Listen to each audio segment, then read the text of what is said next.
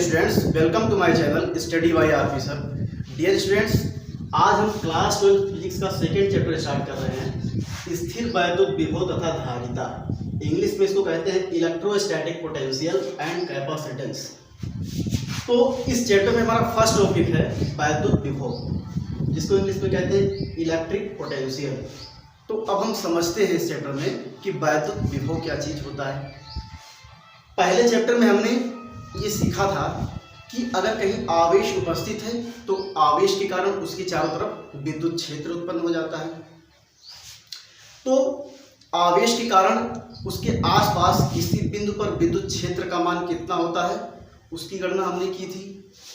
अब इस चैप्टर में हमें ये सीखना है कि अगर कहीं पर कोई आवेश उपस्थित है तो आवेश अपनी उपस्थिति के कारण अपने आसपास विभव को भी उत्पन्न करता है।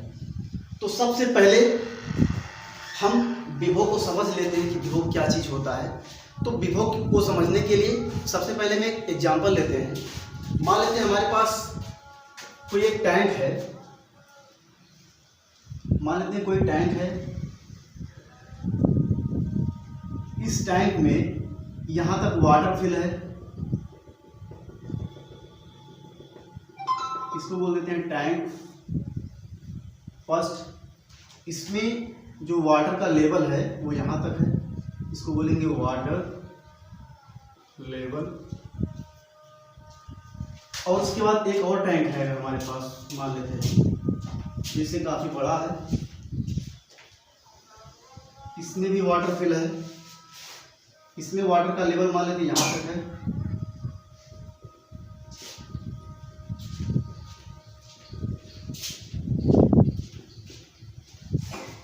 ये है वाटर का लेवल, वाटर लेवल। अगर इन दोनों टैंक्स को हम यहाँ बीच से एक पाइप से कनेक्ट कर दें और हम ये मान लेते हैं कि जो बड़ा वाला टैंक है इसको मान लेते हैं टैंक सेकेंड, इसमें मान लेते हैं कि 100 लीटर जल है और इसमें जो है मान लेते हैं 50 लीटर जल है। अब अगर हम आपसे पूछें कि जल का प्रवाह जब इसको हमने पाइप से कनेक्ट किया तो बड़े वाले टैंक से छोटे टैंक में होगा या छोटे वाले टैंक से बड़े वाले टैंक में होगा, तो आपका जवाब होगा कि जल का प्रवाह छोटे वाले टैंक से बड़े वाले टैंक में, छोटे वाले टैंक से बड़े वाले टैंक में होने की डायरेक्शन इधर। ऐसा क्यों होगा, आपको ये बात समझना है।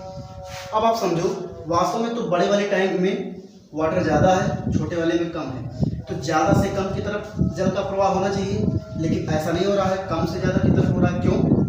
क्योंकि यहाँ पर जल का प्रवाह जो है वो जल की क्वांटिटी पर निर्भर नहीं कर रहा है, जल के लेवल पर निर्भर कर रहा है। यहाँ पर जो वाटर का लेवल है, आप ध्यान से देखेंगे तो वाटर इतनी ऊंचाई तक है, इसमें जो है वाटर का लेवल इतना है और इस टैंक में वाटर का लेवल इतना है, यानी कि इसमें लेवल कम है, इसमें लेवल ज़्यादा है।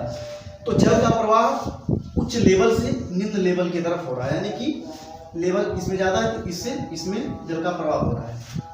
इसी प्रकार आपको समझना है, अगर मान लेते हैं कि दो ऑब्जेक्ट हैं, ये मान लेते हैं यहाँ पर एक ऑब्जेक्ट है, एक दूसरा ऑब्जेक्ट यहाँ पर है। ये जो ऑब्जेक्ट है इसको मान लेते हैं कि ये 20 वोल्ट की किसी बैटरी से कनेक्ट है और ये ऑब्जेक्ट जो है इसको मान लेते हैं 30 वोल्ट की किसी बैटरी से कनेक्ट है। अब इस ऑब्जेक्ट में हम मान लेते हैं कि जो आवेश है वो आवेश है 100 कूलाम, आवेश Q बराबर 100 कूलाम, और इसमें जो आवेश है Q इक्वल टू 50 कूलाम।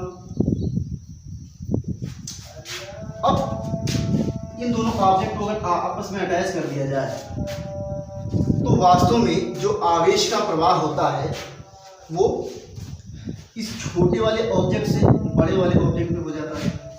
ऐसा क्यों होता है? वास्तव में इसमें तो 50 कूलाम ही आवेश है, इसमें 200 कूलाम है, तो ज़्यादा से कम में होना चाहिए, लेकिन ऐसा नहीं होता है, बिल्कुल इस टैंक की तरह। तो यहाँ पर होता क्या है, यहाँ पर क्योंकि ये 30 वोल्ट पर है, ये 20 वोल्ट पर है, तो आवेश का जो प्रवाह होता है उच्च विभव से निम्न विभव की तरफ होता है। वोल्ट जो होता है वो विभव का मात्रक होता है, अभी आपको आगे बताया जाएगा। तो मेरे कहने का मतलब ये है कि अगर किसी कोई ऑब्जेक्ट है तो ये जो है, अगर इसका जो है विभव अधिक है, विभव अधिक होने का मतलब ये है कि इसमें जो आवेश का लेवल है वो अधिक है। अगर विभव कम है तो इसका मतलब है इसमें आवेश का लेवल जो है कम है और इसमें लेवल अधिक है। तो आवेश का जो प्रवाह होता है वो उच्च विभव से निम्न विभव की तरफ होता है, यानी कि आवेश का प्रवाह क्वांटिटी पर डिपेंड नहीं करता है, ये डिपेंड करता है विभव पर, या कह सकते हैं आवेश के लेवल पर। तो वास्तव में आवेश का प्रवाह जो है उच्च विभव से निम्न विभव की तरफ होता है। मेरे कहने का मतलब यह है कि विभव से हमें ये पता चलता है कि आवेश का प्रवाह किस दिशा में होने वाला है, यानी कि विभव वो कारक है जो आवेश के प्रवाह की दिशा को बताता है। ये बात आपको समझना है, ये विभव का वास्तव में एक्चुअल मतलब होता है। अब इसको हम जो है परिभाषा के रूप में समझते हैं कि इसकी परिभाषा कैसे देंगे।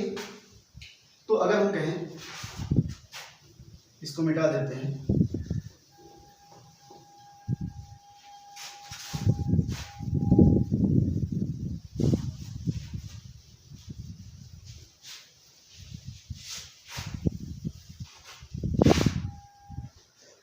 जैसे अगर हमने पहले चैप्टर में सीखा था, अगर कहीं पर कोई आवेश उपस्थित है, मान लेते हैं कोई प्लस क्यू आवेश उपस्थित है, तो आवेश अपनी उपस्थिति के कारण अपने चारों तरफ विद्युत क्षेत्र को उत्पन्न कर देता है। ये प्लस क्यू आवेश है तो आवेश की चारों तरफ विद्युत क्षेत्र उत्पन्न हो जाएगा। तो अब मान लेते हैं इस आवेश से बहुत ज़्यादा दूर पर, बहुत ज़्यादा दूर मतलब अनंत पर, मान लेते हैं कोई एक अन्य आवेश है प्लस क्यू 0। इस अन्य आवेश को हम परीक्षण आवेश बोल देते हैं, या एकांक आवेश बोल दें, या कोई अन्य आवेश बोल देते हैं। तो ये जो है ये आवेश अनंत पर रखा हुआ है। अब इस आवेश को अगर इस प्लस क्यू आवेश के विद्युत क्षेत्र में हम लाना चाहें तो वास्तव में हम ये ऐसे अपने आप नहीं आ पाएगा ये आवेश। क्यों? क्योंकि देखो ये प्लस क्यू आवेश है, प्लस क्यू 0 है, तो समान आवेश के बीच प्रतिकर्षण बल कार्य करता है, यानी कि ये प्लस क्यू आवेश प्लस क्यू 0 पर प्रतिकर्षण बल लगाएगा। तो इस प्लस क्यू 0 आवेश को अगर हम इस प्लस क्यू के विद्युत क्षेत्र में लाना चाहें तो हमें बाह्य बल लगाना पड़ेगा इस प्रतिकर्षण बल के विरुद्ध। तो मेरे कहने का मतलब ये है कि अगर हम इस प्लस क्यू 0 आवेश को अनंत से इस प्लस क्यू आवेश के विद्युत क्षेत्र में किसी बिंदु P पर लाना चाहते हैं तो इस आवेश पर जो है बल लगाना पड़ेगा, और बल लगाने के साथ में विस्थापन भी इसको देना पड़ेगा। यानी कि अगर मान लेते हैं यहाँ से यहाँ तक का विस्थापन जो है यक्स है, तो बल गुणे विस्थापन, यानी बल लगाकर इसको विस्थापित करेंगे, यानी कि हम कार्य करेंगे, क्योंकि बल गुणे विस्थापन कार्य होता है। तब जाके ये आवेश जो है इस प्लस क्यू आवेश के विद्युत क्षेत्र में आएगा। तो यहीं से हम विभव का डेफिनेशन देते हैं। हम कहते हैं किसी आवेश के विद्युत क्षेत्र के भीतर एकांक आवेश को अनंत से किसी बिंदु तक लाने में किया गया कार्य वैद्युत विभव कहलाता है। ये वास्तव में वैद्युत विभव का डेफिनेशन होता है। ठीक है, तो अब इस डेफिनेशन को लिख देते हैं। अगर हम कहें इस फिगर के अकॉर्डिंग हम देते हैं परिभाषा, कहेंगे किसी आवेश के विद्युत क्षेत्र के भीतर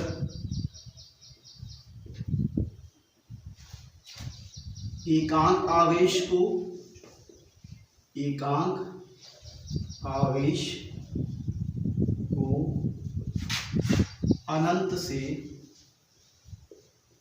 अनंत से किसी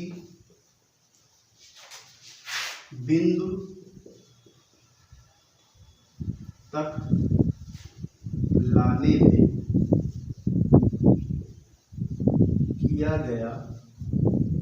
किया गया कार्य वैद्युत विभव कहलाता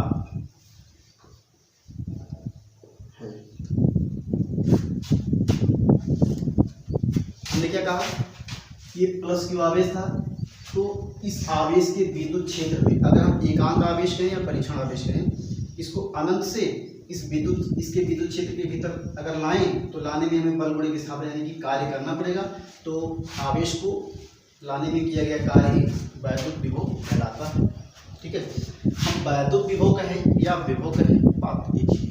ठीक है, तो अगर हम कहें विभव को जो है एक लाइन लिख ही देते हैं, विभव को V से प्रदर्शित करते हैं। वास्तव में फिजिक्स में कोई चीज़ आपको रटना नहीं है, समझने की कोशिश करना है। इसमें वास्तव में कॉन्सेप्ट होता है। अगर आप फिजिक्स को समझने का प्रयास करोगे तो आपको चीज़ें बिल्कुल याद हो जाएंगी तुरंत। ठीक है, तो आपको यहाँ पर बस ये समझना है कि जो विभव होता है वास्तव में क्या होता है, अनंत से आवेश को विद्युत क्षेत्र में किसी बिंदु पर लाने में किया गया कार्य होता है। तो अगर हम विभव का फार्मूला कहें तो विभव का फार्मूला क्या बनेगा, कहेंगे विभव या वैद्युत विभव ही कह लेते हैं। वैद्युत विभव बराबर हो जाएगा कार्य बटे आवेश। अब यहाँ पर हमने जो कार्य माना है वो W हो गया है, तो यहाँ पर जो वैद्युत विभव को हमने V से प्रदर्शित किया, तो V बराबर हो जाएगा कार्य यानी कि W बटे आवेश कितना हमारा है Q0। तो V बराबर W अपान में Q0, ये होता है वैद्युत विभव का फार्मूला। अब अगर हम वैद्युत विभव के मात्रक की बात कर लें, इसका मात्रक क्या बनेगा, इस फार्मूले से मात्रक निकाल लेते हैं। कार्य का मात्रक क्या होता है, V का मात्रक निकालने के लिए इस फार्मूले से हम अगर देखें तो कार्य का मात्रक क्या होता है, जूल बटे में आवेश का मात्रक होता है कूलाम, यानी कि जूल पर कूलाम। ये आपका हो गया वैद्युत विभव का मात्रक, या इसी को जो है वोल्ट भी कहते हैं। तो वैद्युत विभव के दो मात्रक होते हैं, जूल पर कूलाम या वोल्ट। ठीक है, अगर हम वैद्युत विभव के विमा की बात करें, आपके बोर्ड एग्जाम में ये सब एक नंबर के क्वेश्चन बनते रहते हैं छोटे छोटे, जिसको आपको समझना चाहिए। तो जो हमारा कार्य होता है, कार्य का विमा क्या होता है, कार्य का विमा होता है mL2T माइनस अपान में आवेश की विमा होती है AT, ये आपको पहले से जानना चाहिए। ठीक है, तो अब अगर हम यहाँ पर कहें इसकी विमा, तो A के पावर 1 तो लिख सकते हैं, T के पावर भी 1 लिख सकते हैं, ऊपर आ जाएगा तो पावर माइनस में हो जाएगा, तो mL2T minus 2 into A minus 1 T minus 1। अब आप समझो T और T को ध्यान से देखो, दोनों का T यानी दोनों का आधार बराबर है, तो घात आपस में क्या हो जाएंगे, ऐड हो जाएंगे। तो हो जाएगा mL2T माइनस 2 माइनस 1 मिलकर माइनस 3 हो जाएगा, A माइनस 1। ये बन जाएगा आपका वैद्युत विभव की जो है विमा हो जाएगी mL2T माइनस 3 A माइनस 1। ठीक है, तो वैद्युत विभव में हमें इतना ही समझना था। एक्चुअल में आपको विभव यही समझना है कि विभव ही वास्तव में वो कारक है जिसके कारण जो है आवेश किस दिशा में प्रवाहित होगा वो हमें पता चलेगा। ठीक है, आवेश का प्रवाह उच्च विभव से निम्न विभव की तरफ होता है। अब इसमें हम अगला समझते हैं विभवांतर क्या चीज़ है, तो इसको हम मिटा देते हैं, आपको नोट करना हो तो नोट कर सकते हैं। Okay,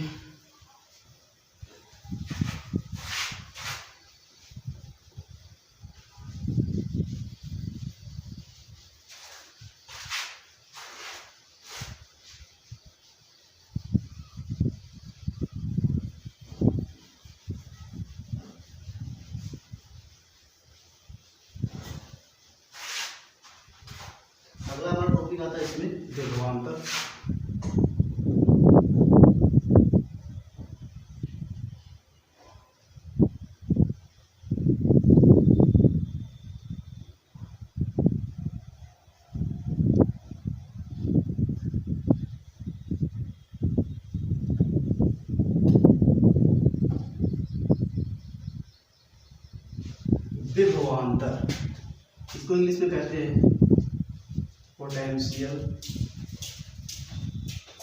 difference.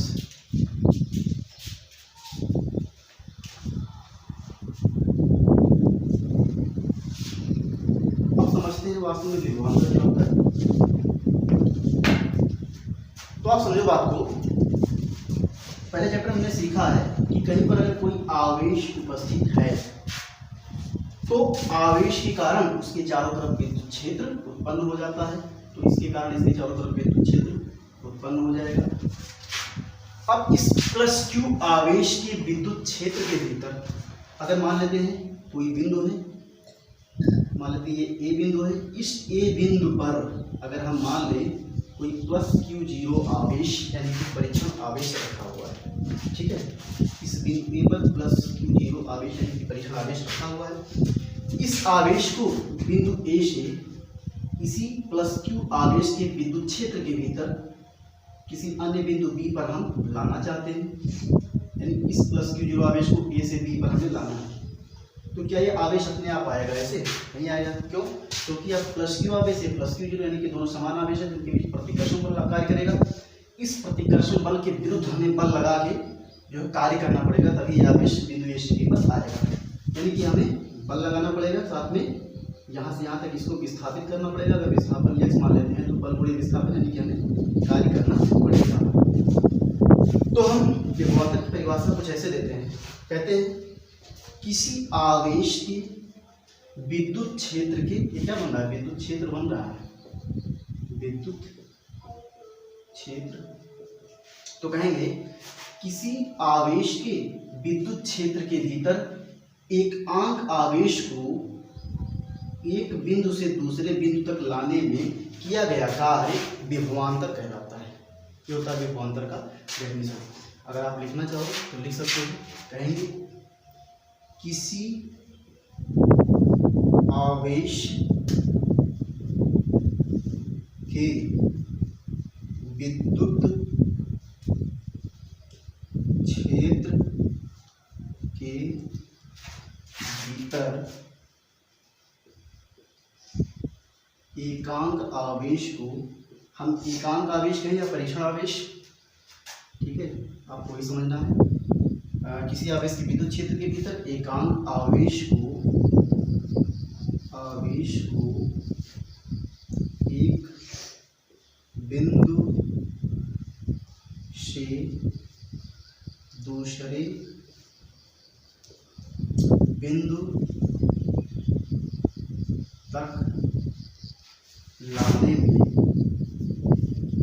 लाने में किया गया कार्य विभवांतर कहलाता है। विभवांतर कहलाता है। ये होता है विभवांतर का डेफिनेशन। अगर हम विभवांतर को चाहें तो हम इसको बी और डी से प्रदर्शित कर सकते हैं, क्योंकि ये पोटेंशियल डिफरेंस, ठीक है। तो विभवांतर का जो फार्मूला बनता है, विभवांतर और विभव का फार्मूला सेम ही होता है। विभवांतर बराबर भी होता है कार्य बटे आवेश। तो किया गया कार्य अगर मान लेते हैं डब्ल्यू है, आवेश को क्यू जीरो आवेश को लेकर के जा रहे हैं तो इसको क्यू जीरो कर लेते हैं, तो यानी वी डी बराबर डब्ल्यू बाय में क्यू जीरो, यानी कह सकते हैं विभवांतर बराबर वी बराबर क्या होता है? कार्य बटे आवेश, ठीक है। तो इसका फार्मूला बन गया। अब अगर हम विभवांतर के मात्रक की बात करें तो इसका भी मात्रक विभव के ही समान होगा, जूल पर कूलम। साथ में विमा भी सेम ही होगी क्योंकि फार्मूला सेम है। तो हमने विभव और विभवांतर को समझ लिया। विभव और विभवांतर में ज़्यादा कुछ अंतर नहीं है, बस विभव में क्या होता है, आवेश को बहुत दूर से लाना होता है यानी कि अनंत से, और विभवांतर मतलब विभव का अंतर होता है, तो उसमें आवेश को विद्युत क्षेत्र के भीतर एक बिंदु से दूसरे बिंदु तक ले जाना होता है, ठीक। तो एक बिंदु से दूसरे बिंदु तक ले जाने में किया गया कार्य ही विभव या विभवांतर होता है, ठीक है। तो इतनी बात हमने समझ ली। अब हम इसी में 1 वोल्ट की परिभाषा देने जा रहे हैं। आपको ध्यान रखना है विभव और विभवांतर का मात्रक वोल्ट होता है, जूल पर कूलम या वोल्ट, ठीक है। 1 वोल्ट की परिभाषा लिखने के लिए आपके बोर्ड एग्जाम में आता रहता है, तो उसको भी हम इसमें जो है कवर कर लेते हैं। तो इसको मिटा देते हैं।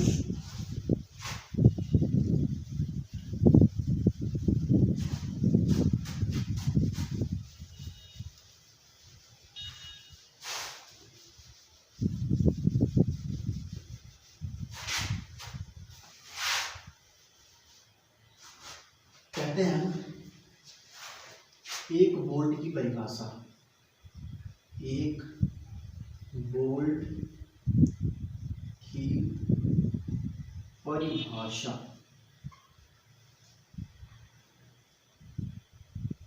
वास्तव में 1 वोल्ट की परिभाषा देंगे तो हम, चूंकि हमें पता है कि विभव जो होता है, विभव बराबर क्या होता है, विभव बराबर होता है कार्य बटे आवेश, यानी कि हम कह सकते हैं V बराबर W/Q0 या Q टेन। ठीक है, तो अगर हम मान लें कि हमारा जो कार्य है W बराबर वो है 1 जूल, आवेश जो Q0 है इसका मान है 1 कूलाम। तो आप समझो बात को, अगर इन दोनों वैल्यूज को इसमें पुट कर दें इक्वेशन में तो हमें V का वैल्यू कितना प्राप्त हो जाएगा, W का मान 1 में Q का मान भी 1, तो 1 तो V इक्वल टू कितना मिल जाएगा 1 वोल्ट। तो अब हम यहीं से 1 वोल्ट की परिभाषा देते हैं। हम कहते हैं कि यदि किसी आवेश के विद्युत क्षेत्र के भीतर 1 कूलाम आवेश को अनंत से किसी बिंदु तक लाने में किया गया कार्य 1 जूल हो, तब उस बिंदु पर विभव का मान 1 वोल्ट होगा। ये होता है 1 वोल्ट की जो है परिभाषा। ठीक है, तो अगर हम इसको शब्दों में लिखना चाहें तो लिख सकते हैं कि यदि, ऐसे लिख लेते हैं, यदि किसी आवेश के विद्युत क्षेत्र के भीतर 1 कूलाम आवेश को अनंत से किसी बिंदु तक लाने में किया गया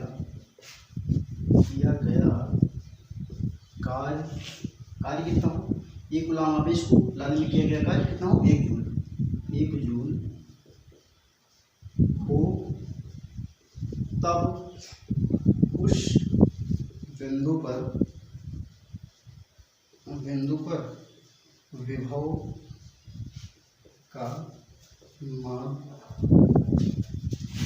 कितना हो जाएगा 1 वोल्ट हो जाएगा, 1 वोल्ट होगा। ये होता है 1 वोल्ट की परिभाषा। ठीक है, तो आज हमारा बेसिक क्लास था, उसमें हमने वैद्युत विभव को समझा, साथ में विभवांतर को जाना और 1 वोल्ट की परिभाषा सीखा हमने। तो ये जो टॉपिक्स थे ये वास्तव में इम्पोर्टेंट थे आगे आपको जो है समझने के लिए, तो आप इसको रिवीजन करो। और कुछ 1-2 बच्चों का कमेंट आ रहा है कि सर क्या लिखें इसमें, तो मेरा ये कहना है कि आप लोग लिखने से ज़्यादा समझने पर ध्यान दिया करो। ठीक है, और उसके बाद डेरिवेशन में जो चीज़ें हैं, जो डेरिवेशन अगर कोई कराया जाता है तो उसमें आप चीज़ों को नोट कर सकते हो। अगर एक्स्ट्रा उसमें कोई फार्मूला बताया जा रहा है तो उसको आप समझ लो, साइड में अपने समझने के लिए अगर लिखना चाहो तो लिख लो, नहीं तो छोड़ दो। और जो परिभाषा लिख दिया जाए या बोल दिया जाए उसको आप लिख सकते हो। बाकी आपको ज़्यादा समझने पर ध्यान, फिजिक्स वास्तव में कॉन्सेप्ट होता है, आपको इसमें समझना है। अगर आप इसके कॉन्सेप्ट समझोगे तो ये बहुत ही आसान है। ठीक है, अगर आप इस पर ज़रा भी दिमाग लगाना नहीं चाहोगे तो आपके लिए जो है कठिन बन जाएगा फिजिक्स। ठीक है, तो मिलते हैं नेक्स्ट वीडियो में। Okay, thanks for watching.